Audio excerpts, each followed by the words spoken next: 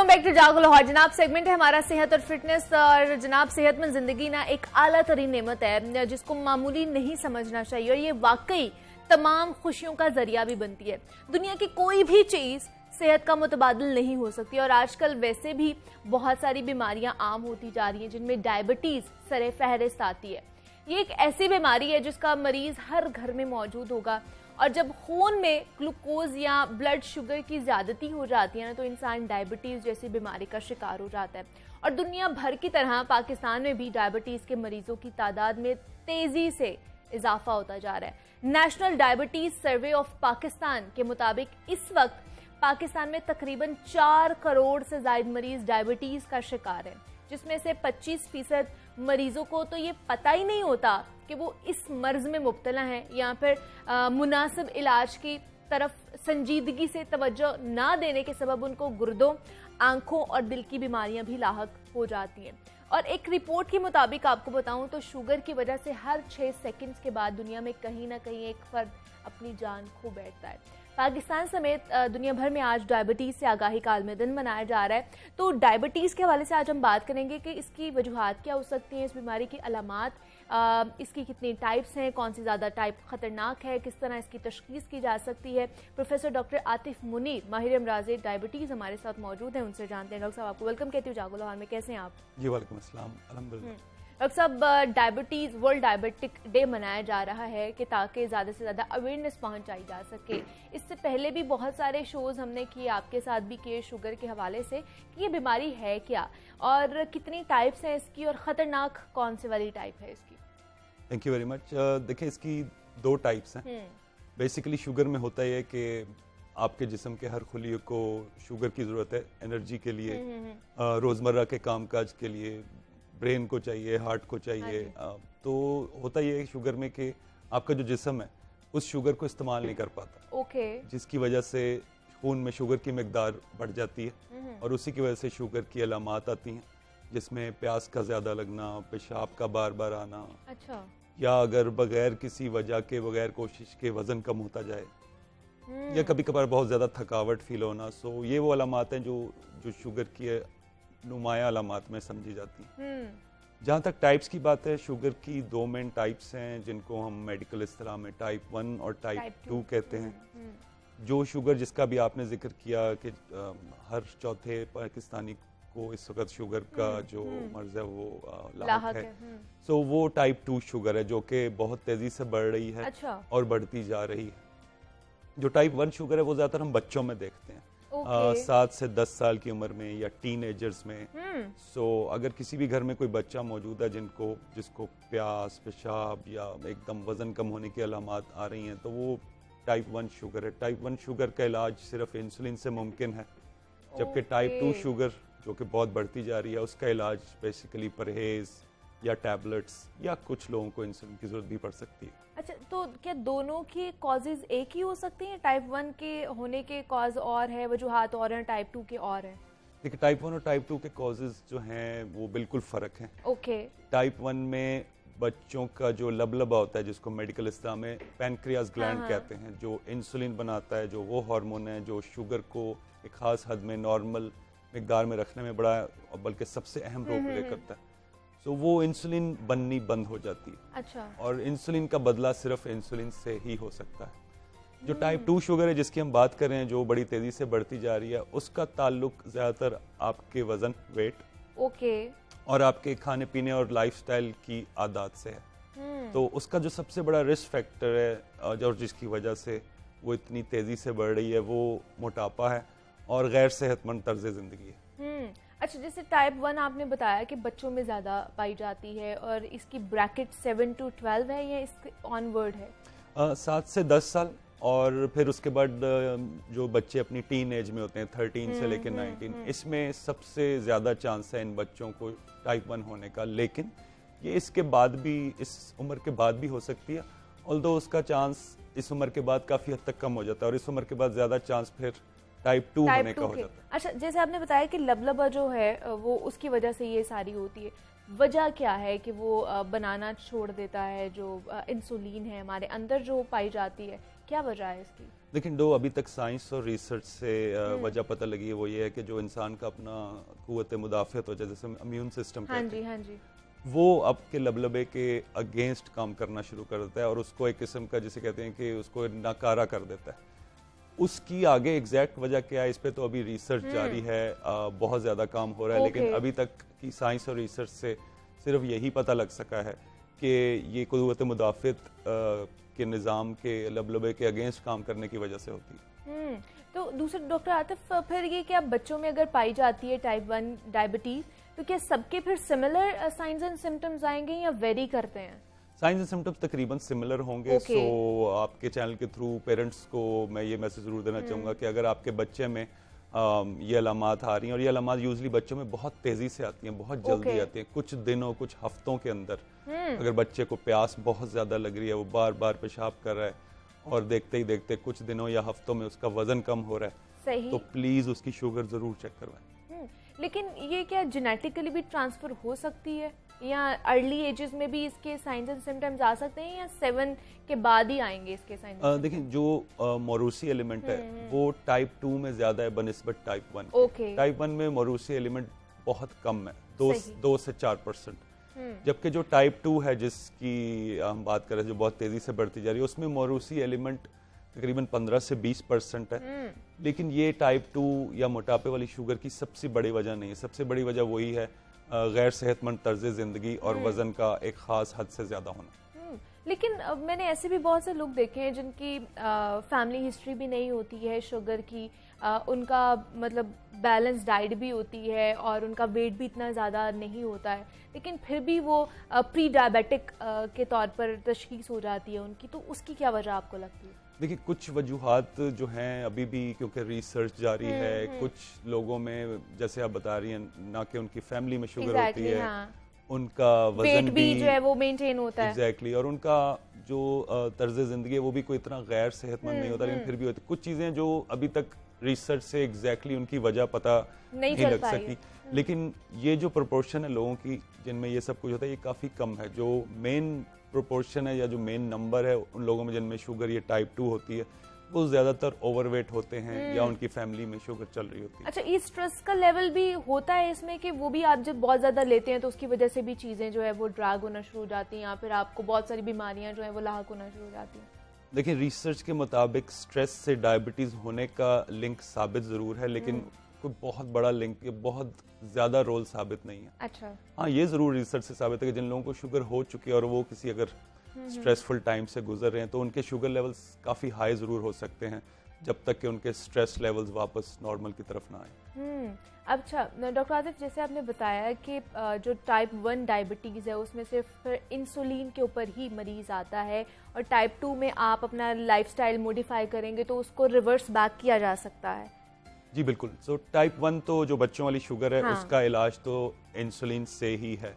सारी जिंदगी फिर उन्हें इंसुलिन चाहिए? जी, टाइप 1 डायबिटीज क्योंकि एक दफ़ा जब लबलबा इंसुलिन बनाना छोड़ देता है तो वो खुद से दोबारा कभी भी इंसुलिन नहीं बनाता। सो ऐसे बच्चों का इलाज तो इंसुलिन से ही है, और इंसुलिन लगाकर और अच्छी एक डिसिप्लिन्ड सेहतमंद ज़िंदगी वो बिल्कुल गुजार सकते हैं।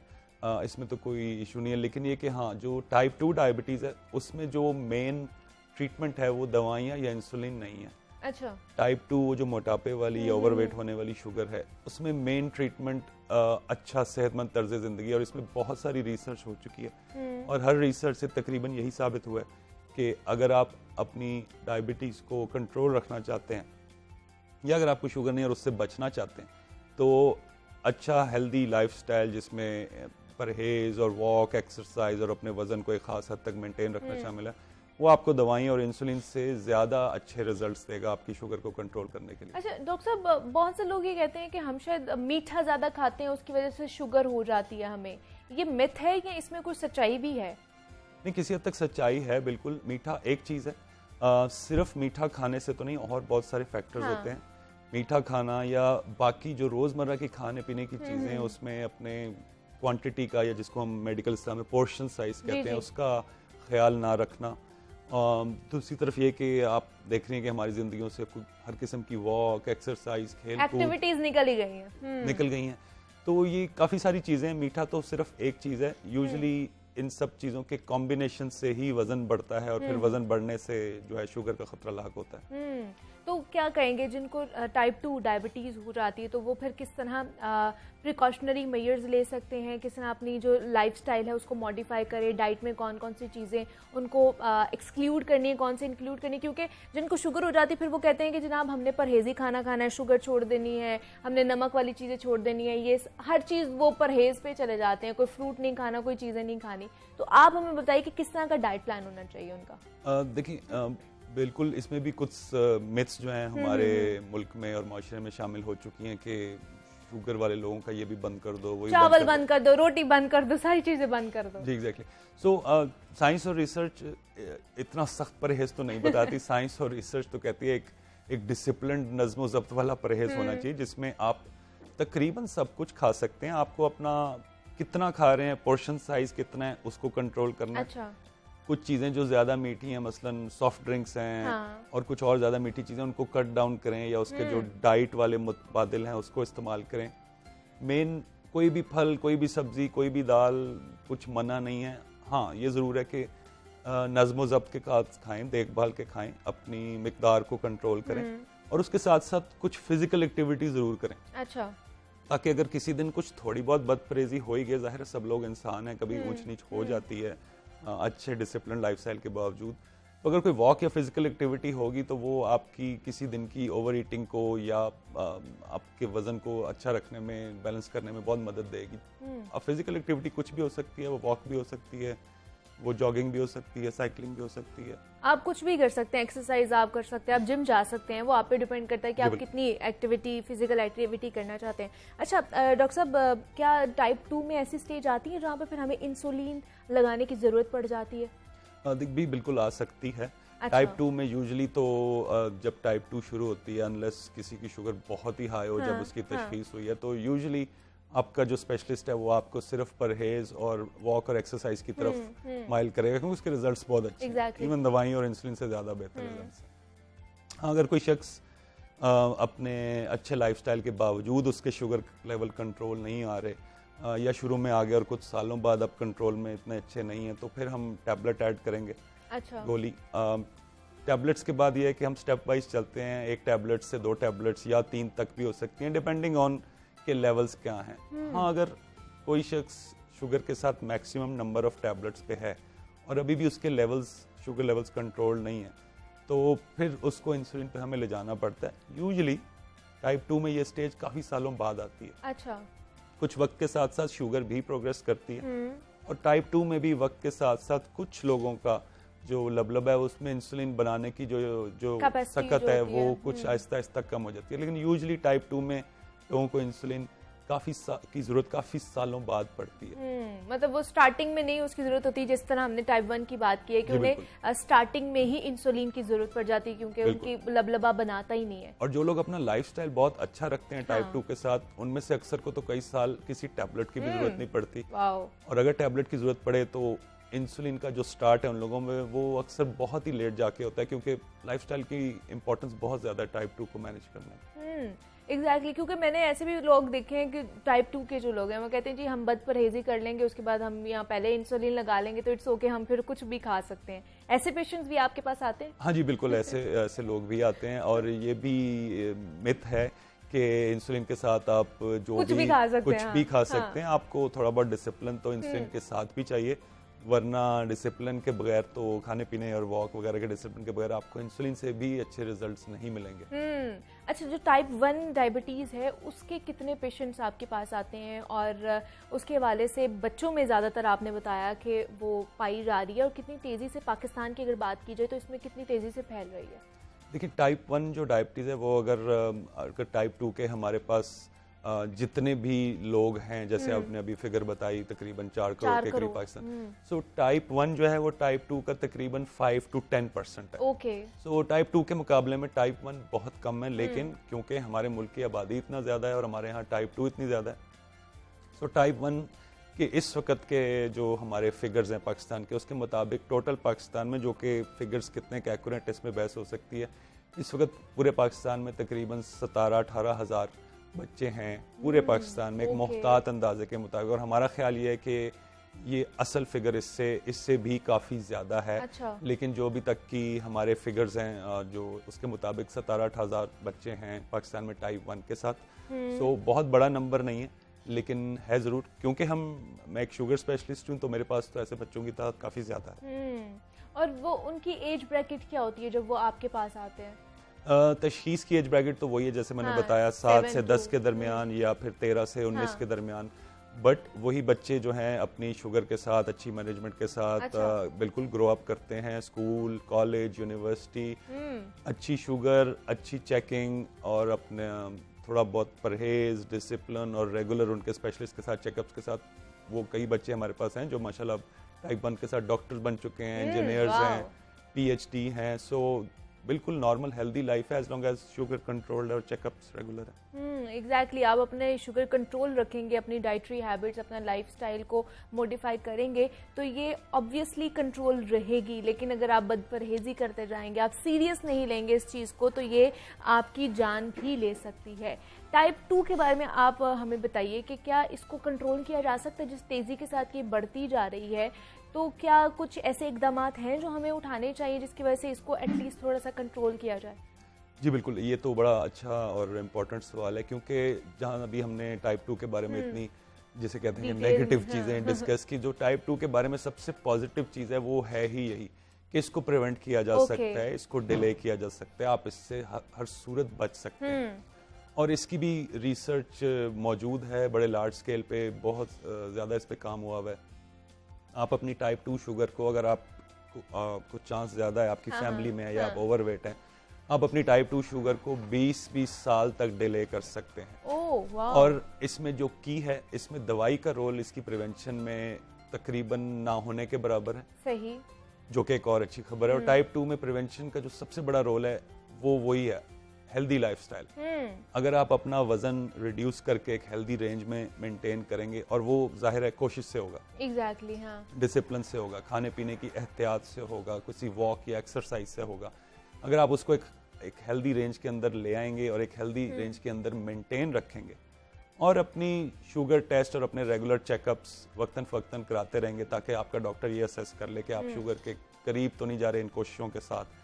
सो आप कई साल शुगर से बच सकते हैं। और वेट लॉस और अच्छा हेल्दी वेट आपको शुगर के अलावा और बहुत सारी बीमारियों से बचा देता है। एग्जैक्टली कहते हैं कि जनाब अगर शुगर है तो आपको दिल की बीमारियां भी हो सकती हैं, आपका ब्लड प्रेशर का भी, बीपी का भी मसला आपका हो सकता है, कि ये सारी जो बीमारियां हैं ये इंटरलिंक्ड होती हैं। एक बीमारी लगेगी तो ऑटोमेटिकली बाकी बीमारियां भी आपको लगने के चांसेस हैं। अक्सर इसको खामोश कातिल क्यों कहा जाता है कि इनिशियल स्टेजेस पे पता ही नहीं चलता कि हमें शुगर है, और जब एकदम उसका लेवल अप हो जाता है तब हमें फिर डॉक्टर के पास भागना पड़ता है, तब जाके पता चलता है कि अच्छा आपको तो शुगर है। बिल्कुल, इसलिए कहा जाता है कि अक्सर लोगों को टाइप 2 शुगर की अलामात जाहिर होने तक काफ़ी देर हो चुकी होती है। देर से मुराद ये है कि क्योंकि शुरू में अलामात बहुत हल्की फुल्की होती हैं, तो अक्सर लोग उन अलामात को इग्नोर कर जाते हैं। मसलन हो सकता है मैं स्ट्रेस्ड हूँ तो मुझे थकावट हो रही है, हो सकता है मौसम चेंज हो रहा है, मुझे प्यास ज़्यादा लग रही है, हो सकता है मेरा इम्यून सिस्टम वीक है, मेरे ज़ख्म इसलिए नहीं भर रहे, तो वो चल रही होती है। लेकिन उसकी तशखीस तभी होती है अक्सर लोगों में जब कोई और प्रॉब्लम साथ आ जाए। ठीक है जी। डॉक्टर आतिफ मुनीर हमारे साथ मौजूद थे, शुगर स्पेशलिस्ट हैं। डॉक्टर साहब बहुत शुक्रिया आपके वक्त का कि आप यहाँ पर आए, और आज जनाब डायबिटीज़ के हवाले से डे मनाया जा रहा है। यहाँ पे एक छोटी सी ब्रेक लूँगी, मिलते हैं इस ब्रेक के बाद।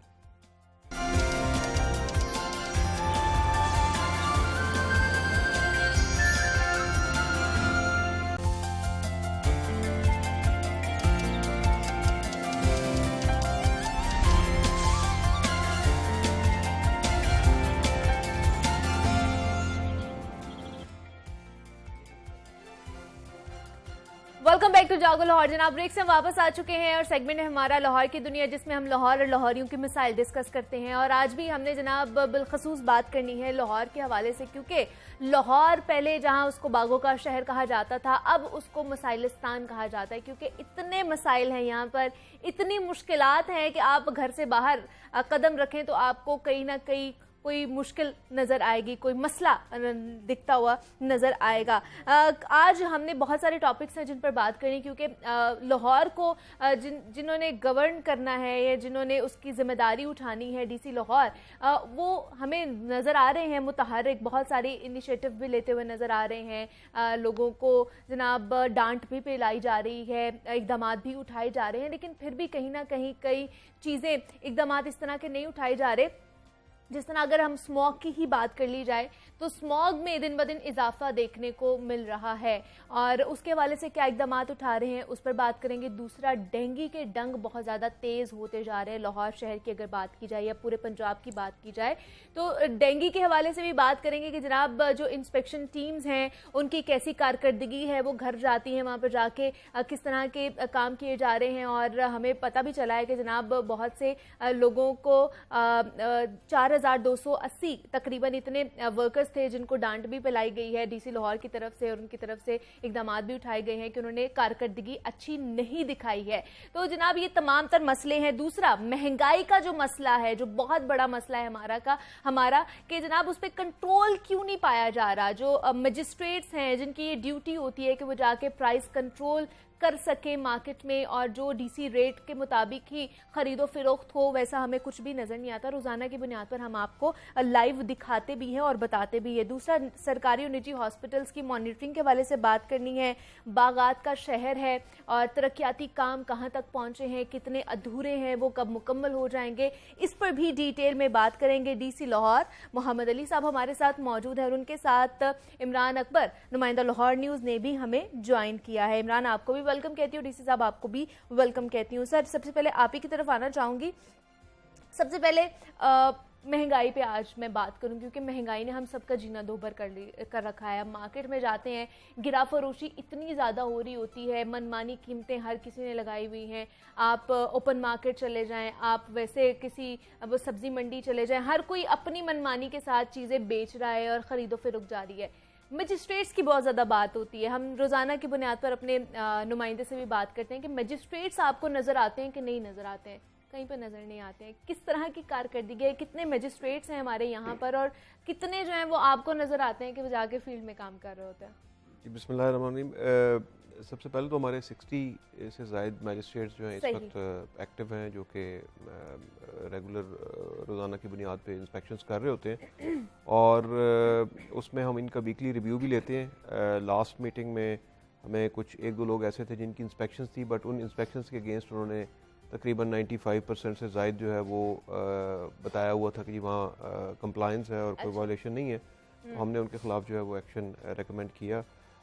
बाकी सब्ज़ियाँ जो हमारी सब्ज़ी मंडी हैं, अब उसमें रोज़ाना की बुनियाद पे हमारे ऑफिसर्स जो हैं वो वहाँ की ऑक्शन की प्रोसीडिंग्स को वो मॉनिटर करते हैं। हफ्ते में 2 दिन मैं खुद जाता हूँ, और मंडी के हवाले से एक तो वहाँ सफाई की सूरत हाल काफ़ी हमने बेहतर की है, और दूसरे नंबर पे ये है कि वहाँ पर जो हमारी पूरी कोशिश है कि जो रेट्स मंडी से निकलते हैं वो जितना ज़्यादा ट्रांसपेरेंसी उसमें हम ला सकते हैं वो लाएँ।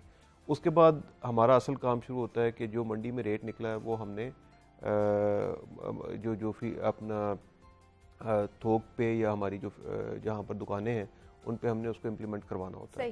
तो उसके लिए हमें शिकायत भी आती हैं, सोशल मीडिया पे हमें रिपोर्ट्स आती हैं। हमारा डिप्टी कमिश्नर ऑफिस का कंट्रोल रूम है, कीमत ऐप एक वो है। इसके अलावा अर्बन यूनिट हमारी थर्ड पार्टी मॉनिटरिंग हो रही होती है, स्पेशल ब्रांच हमें इन्फॉर्म कर रही होती है जहाँ पर इस तरह की मैसिव वायलेशंस आती हैं। तो जहाँ वायलेशंस हो रही हैं, ये बिल्कुल नहीं है कि नई वायलेशंस होती, उसके ख़िलाफ़ हमारे मैजिस्ट्रेट्स जो हैं वो बिल्कुल एक्शन ले रहे हैं। बट ये है कि हम इसमें कमी बिल्कुल ज़रूर लाते हैं। बिल्कुल हम ये नहीं कह सकते कि महंगाई ख़त्म हो गई है। तो ये वायलेशंस चलती रहती हैं, हमारी टीम्स जो हैं वो फील्ड में रहती हैं, और जहाँ हम ज़रूरत समझते हैं वहाँ जुर्माना या कैद या फिर ज़्यादा हो तो हम फिर प्रेमिसेस वगैरह सील भी करते हैं। लेकिन सर, अगर इसका हल जुर्माना या पकड़ धकड़ ही है लेकिन रोज़ाना की बुनियाद पर भी एक इंस्पेक्शन होनी चाहिए। रोज़ाना की बुनियाद पर जब दुकानों पे मजिस्ट्रेट्स जाएंगे, उन्हें पता होगा कि ये रोज़ आके डेली रूटीन में हमारी वेट लिस्ट चेक कर रहे हैं, दुकानदार के साथ अलग उनकी बात हो रही है, जो वहाँ पे ग्राहक खड़े हुए हैं उनसे पूछ रहे हैं कि आपको उस कीमत में वो चीज़ मिल रही है या नहीं मिल रही, तब एक प्रेशर बिल्ट होता है, तब ये जो मनमानी या गिरा फरोशी होती है वो कम होना शुरू हो जाती है। ये चीज़, इस चीज़ में हम लैग कर रहे हैं, मतलब हमारी इंतज़ामिया हमें नज़र नहीं आती है। नहीं, इसमें तकरीबन हमारी 4000 के करीब रोज़ाना इंस्पेक्शंस होती हैं। अच्छा। हमारे जितने मजिस्ट्रेट्स हैं फील्ड में होते हैं, और उसमें आमतौर पे 10, 20, 30% वायलेशंस जो हैं उन पे हम एक्शन भी ले रहे होते हैं। तो ऐसा नहीं है कि हमारी फील्ड में प्रेजेंस नहीं है, मगर चूंकि लाहौर इतना बड़ा शहर है कि हर इलाके को रोज़ाना की बुनियाद पे कवर करना हमारे लिए मुमकिन नहीं होता। तो जाहिर है वो एक फेज्ड मैनर में ही उन्होंने अपना सारा वो प्लान बनाया हुआ होता है कि अगर हमने किसी एक ऑफिसर को एक एरिया दिया हुआ है तो उसमें वो अपने 7 दिनों में उसको डिवाइड कर लेता है और उसके हिसाब से वो इंस्पेक्शंस कर रहे होते हैं। तो बाकी ये बात आपकी ठीक है, कुछ एरियाज रह जाते हैं, मगर ये कि चूँकि सोशल मीडिया पे हमारी एक ऐप एक्सक्लूसिवली इस पर मौजूद है, हमारी हेल्पलाइन मौजूद है, तो हमें उस पर भी जो आती हैं तो विद इन 24 आवर्स हम उस पर रिस्पॉन्ड करते हैं। ठीक है, रिस्पॉन्स किया जाता है। इमरान, आपके पास क्या, मतलब आप लोगों को जो हमारे नुमाइंदगान हैं उन्हें यहाँ पर बुलाने का मकसद ये होता है कि जो ग्रास रूट लेवल पे जो चीज़ें हो रही होती हैं, जो मसाइल होते हैं, डीसी साहब ने तो कह दिया कि हमारी तरफ से सारे अच्छे इकदाम उठाए जा रहे हैं, लेकिन जो ग्रास रूट लेवल पे जो आवाम को मुश्किलात का सामना करना पड़ा है वो आप लोग ही बता सकते हैं, क्योंकि आप लोग जाके फील्ड में रिपोर्टिंग कर रहे होते हैं। तो क्या डीसी साहब जो चीज़ें कह रहे हैं वैसी ही हो रही होती है? मजिस्ट्रेट्स वहाँ पर कंट्रोल कर पा रहे होते हैं प्राइसेस को? बहुत शुक्रिया आपका, बड़ा अहम इशू है और आज आपने एक इशू पे बात नहीं कर रहे, आपने 3-4 अपने इंटरव्यू में बातें की हैं। मकसद ये है कि कहाँ तक सुनेंगे हम। आप एक चीज़ को देखें कि इंतज़ामिया को ये होता है कि जी हमारा मौक़िफ़ साथ चलना चाहिए। आज आपने सबसे पहले डी साहब से बात की है ताकि उन्होंने सब कुछ बता दिया है। अब चूँकि हमने फील्ड में जाते हैं, डी साहब भी जाते हैं, रोज़ाना जाते हैं, बिल्कुल इसमें कोई दो राय नहीं है, मुतारिक हैं, नज़र आते हैं। मेरा मानना ये नहीं है, मैं ये कहता हूँ कि डी साहब ने कहा कि 4000 इंस्पेक्शन, बहुत ज़्यादा इंस्पेक्शन है। अच्छा। 60 मजिस्ट्रेट हैं, 60 ही इंस्पेक्शन होनी चाहिए। हाँ। एक ही इलाके में जाए, एक इंस्पेक्टर मान नहीं होता अगर वो सही तरीके से काम करे। तो मजिस्ट्रेट एक बाजार में जाके खड़ा हो जाए ना, तो डी साहब उसका चेक एंड बैलेंस इस तरह रख रहे हैं कि आपने 3 से 4 घंटे यहाँ से हिलना नहीं, क्योंकि वो मजिस्ट्रेट है। तो यहीं पे इस बाजार में होता क्या है, ग्राम फरोशी का टाइम क्या है उनको पता होता है ज्यादा। ग्राम फरोशी का टाइम होता है सुबह 7 से तकरीबन 11 बजे तक। इसी दौरान सब लोगों ने सब्जियाँ, अपने फल, दालें वगैरह खरीदनी होती हैं। और आपके लाहौर की कितनी क्रिटिकल मार्केट्स हैं, 32 से 34 मार्केट्स हैं, क्रिटिकल मार्केट्स, जिनको हम बड़ी मार्केट्स कहते हैं, जिनको जो इस वक्त इंतज़ामिया की नज़र में भी होती हैं। आप सब्ज़ी मंडियों को छोड़ दें, 4 सब्ज़ी मंडियाँ हैं, वहाँ पे आपके पहले भी जो मार्केट कमेटी के हैं लोग, वो भी मजिस्ट्रेट्स का दर्जा रखते हैं। मकसद ये कहने का है कि लाहौर शहर में जो मकीन हैं वो अपने अपने टाइम पर निकलते हैं, कि कई लोगों के टाइम होते हैं सुबह के, कईयों के होते हैं तकरीबन 11 बजे तक, और कई लोगों के टाइम होते हैं शाम को ऑफिस के बाद के।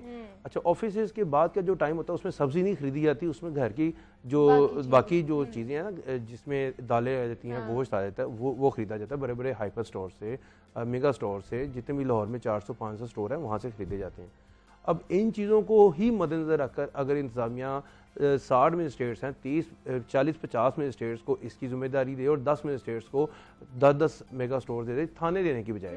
अब 86 थाने हैं, 60 मजिस्ट्रेट्स हैं, मजिस्ट्रेट्स की तादाद कम है, जब भी हम शोर मचाते हैं 10 मजिस्ट्रेट भर जाते हैं। अच्छा। अब हमारे पास अलग अलग जो है ना महकमों के मजिस्ट्रेट्स हैं, कोई ज़राअत से है, कोई हेल्थ से है, कोई कहीं से है, कोई लाइफ स्टॉक से है, यानी कि ज़िला इंतज़ामिया के पास अपने जो HR है ना वो कम है। यानी कि जिस तरह असिस्टेंट कमिश्नर है, इनके पास 5 असिस्टेंट कमिश्नर हैं, उनके हमें नाम भी आते हैं। अब 60 मजिस्ट्रेट्स के नाम कौन याद करे, कौन कहाँ से आया, कहाँ पे गया। अब मांगा मंडी का भी एक मजिस्ट्रेट है, अब वहाँ पे देखें, वहाँ पे भी तो कुछ स्टोर्स हैं ही ना। कहने का ये मतलब है कि जुर्माने नहीं होने चाहिए, सजा मिलनी चाहिए, और अगर कोई इसका बार बार पकड़ा जा रहा है तो उसको लंबी सजा मिलनी चाहिए, उसको टाइमली इस बर वक्त कार्रवाई करनी चाहिए। जिस तरह इमरान आपने बात की कि मजिस्ट्रेट्स कम हैं और जब हम लोग आवाज उठाते हैं तब मजिस्ट्रेट्स की तादाद बढ़ा दी जाती है। अब ये भी हम पे डिपेंड करेगा, या आवाम कहेगी तो मजिस्ट्रेट्स की तादाद बढ़ाई जाएगी। सर ये तो आप इंतजामिया की जिम्मेदारी है कि केटर हम लोगों ने आवाम को करना है, पूरे शहर लाहौर को करना है, तो मजिस्ट्रेट्स इतने होने चाहिए कि वो अच्छे तरीके से अपनी परफॉर्मेंस दिखा सके। थोड़ा सा और आगे बढ़ते हैं और शहर लाहौर की अगर बात की जाए तो तरक्याती काम जो है उनका बड़ा मसला है। सब्जाजार पूरा टूटा हुआ है सर 4 महीने से। जो ये गुलशन रावी बंद रोड वाला मसला है वो पिछले 5 साल से जो है वो सड़क टूट फूट का शिकार है। लाखों लोग जो है रोजाना की बुनियाद पर वहां से गुजर होता है उनका। इन चीजों के ऊपर क्यों नहीं हम आ रहे? अभी भी मतलब वही चीजें हैं जो 5 साल पहले जो जिसका हाल था अभी भी वही है। 4 महीने से सब्जाजार पूरा टूटा हुआ है, उसकी सड़क बिखरी हुई है। किधर तरक्याती काम क्यों नहीं हो पा रहे? ये छोटी छोटी चीजें क्यों नहीं हम इनको टेकअप कर रहे हैं? ये भी मैंने लास्ट वीक विजिट किया था सब्जाजार में, एक सीवरेज की स्कीम थी, वो तकरीबन 2 किलोमीटर के करीब सीवरेज जलनी थी।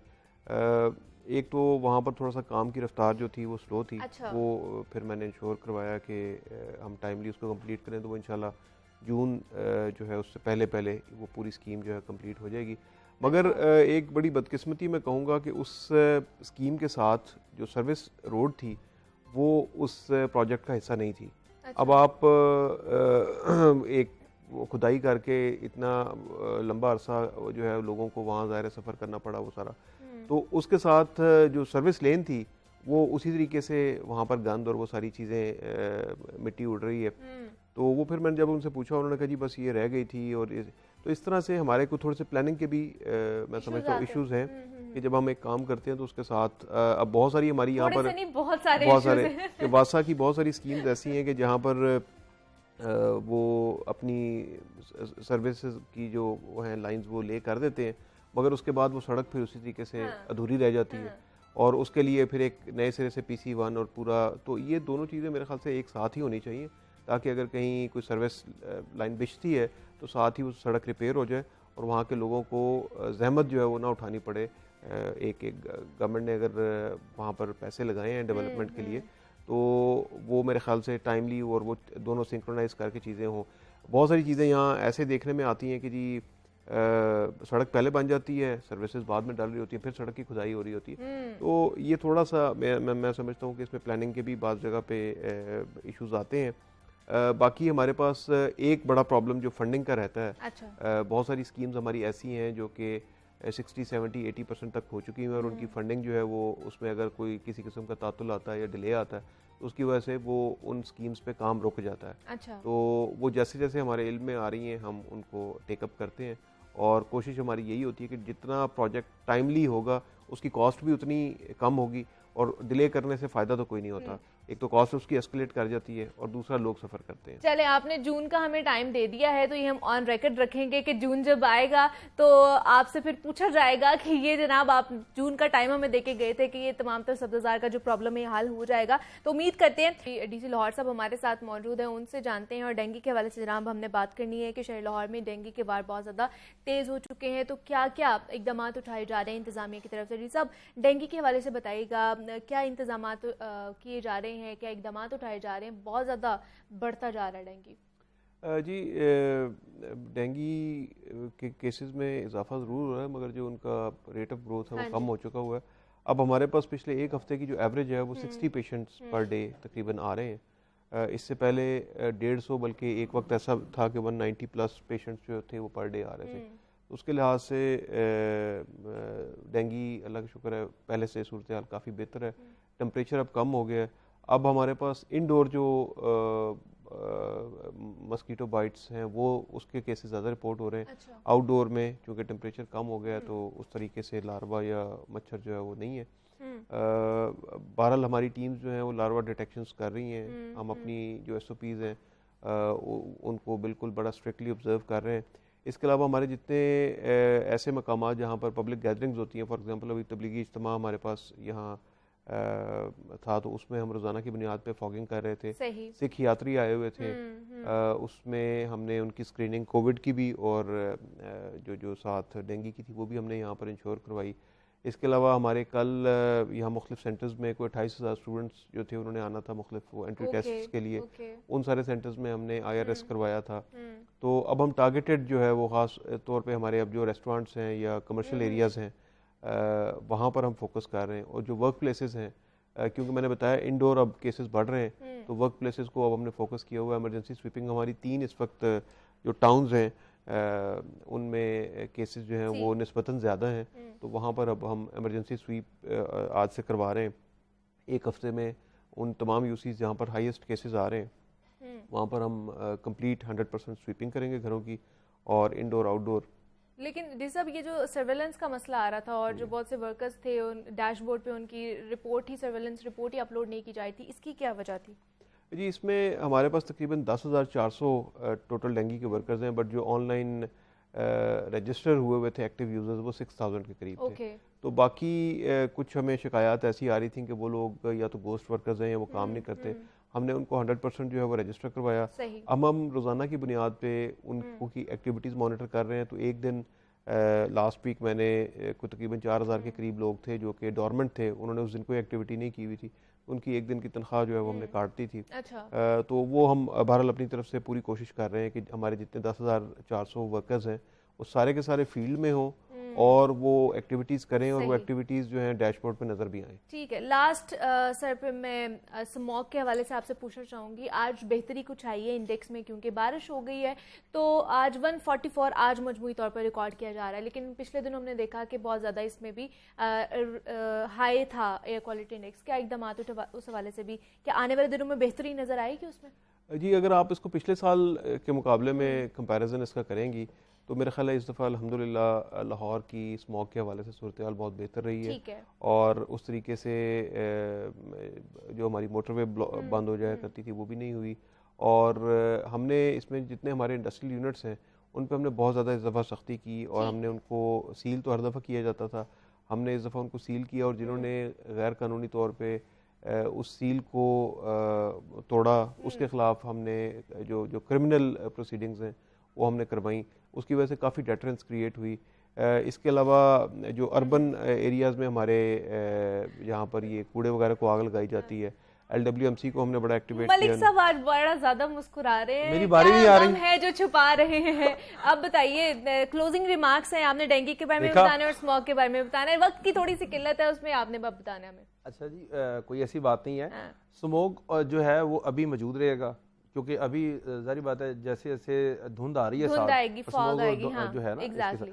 डेंगू जो है उसका ज़रा खतरा अब देखा जा रहा है, जैसे जैसे सर्दी भरेगी वैसे वैसे डेंगू का खतरा भी कम होता जाएगा। मगर जो लोग जिन लोगों को हो चुका है, और मैंने देखा कि जुम्मे वाले दिन 2 डेथ भी हुई थी, हाँ। और ये बहुत बड़ी बात होती है कि कोई इस वजह से हलाक हो जाए। तो इसमें यही है कि लोगों को खुद भी जीना है, खुद देखना है। अगर जीने के लिए आपने सर्विलेंस करनी है अपने घर में, इनडोर एक्टिविटी खुद करें ताकि इंतजामिया तो अपना काम कर रही होती है, तो इस वाले से इन्होंने काम करते जाना है। इनको हमने रोजाना जो है वो इंटीमेट करना है कि ये नहीं हुआ, ये नहीं हुआ। बिल्कुल ऐसे लगता है कि हम इनके ऊपर सारा कुछ डाल देते हैं। एग्जैक्टली, हम इंतजामिया पे सिर्फ सारा कुछ नहीं डाल सकते, हमारी अपनी भी थोड़ी जिम्मेदारी होती है, जिम्मेदारी है कि वो सारा काम करें। जिम्मेदार शहरी होने की जनाब सबूत देना चाहिए हम सबको। DC लाहौर साहब हमारे साथ मौजूद है, बहुत शुक्रिया सर आपके वक्त का कि आप यहाँ पर आए। इमरान अकबर नुमाइंदा लाहौर न्यूज़ भी हमारे साथ मौजूद है। इमरान आपका भी बेहद शुक्रिया कि आप यहाँ पर आए। लाहौर के मसाइल के हवाले से जनाब हम बात कर रहे थे कि किस तरह उनको कोप अप किया जा सकता है, काबू में लाया जा सकता है। यहाँ पे एक छोटी सी ब्रेक लूंगी, मिलती हूँ इस ब्रेक के बाद।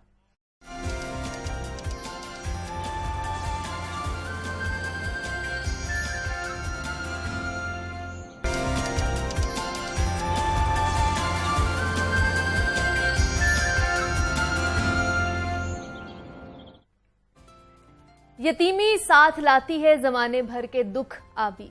सुना है बाप जिंदा हो तो कांटे भी नहीं चुभते, और दुनियावी दुखों में यतीमी सबसे बड़ा दुख है। आज पाकिस्तान समेत दुनिया भर में वर्ल्ड ऑर्फन डे यानी कि यतीमों का आलमी दिन मनाया जा रहा है। इस्लाम एक मुकम्मल निज़ाम हयात है और उसमें मुआशरे के हर फर्द के हकूक का ख्याल भी रखा गया है। अल्लाह पाक ने किसी को बेयारो मददगार नहीं छोड़ा है, हर एक के लिए ऐसे असबाबो ज़राए मुहैया कर दिए हैं कि वो आसानी के साथ अल्लाह की ज़मीन पर रहकर अपनी ज़िंदगी के दिन गुजार सके। यतीमों, नादार और लावारिस बच्चों के भी मुआशरती हकूक हैं, उनकी मुकम्मल कफालत उनके हकूक की पासदारी है और उनसे मुंह मोड़ लेना उनके हकूक की पामाली है। यतीम के हकूक पर इस्लाम ने बहुत जोर दिया है और उसका अंदाज़ा इस हकीकत से लगाया जा सकता है जनाब के कुरान हकीम में 23 मुख्तलिफ मौक़ों पर यतीम का जिक्र किया गया है, जिनमें यतीमों के साथ हुस्न सलूक है, उनके अम्वाल की हिफाजत करना, उनकी निगहदाश्त करने की तलकीन की गई है और उन पर जुल्म ज़्यादती करने वाले, उनके हकूक को माल गज़ब करने वाले के लिए भी जो है बयान किया गया है, वईद बयान की गई है। लेकिन उसके बावजूद हम अपने माशरे में क्या देखते हैं कि यतीम के साथ नारवा सलूक बरता जाता है, उनकी हक तलफी की जाती है। यतीमों की परवरिश और उनकी तालीम और सेहत की जिम्मेदारी किसकी होती है, इस हवाले से आज हम बात करेंगे कि कौन जिम्मेदारियां उठा रहा है, कौन नहीं अपनी जिम्मेदारियां उठा पा रहा है। इस हवाले से अख्तर अब्बास साहब लाइफ कोच हैं, मोटिवेशनल स्पीकर है, उनसे बात करेंगे आज ऑर्फन डे के हवाले से। साहब आपको वेलकम कहती हूँ जागो लाहौर में, कैसे हैं आप? अल्हम्दुलिल्लाह।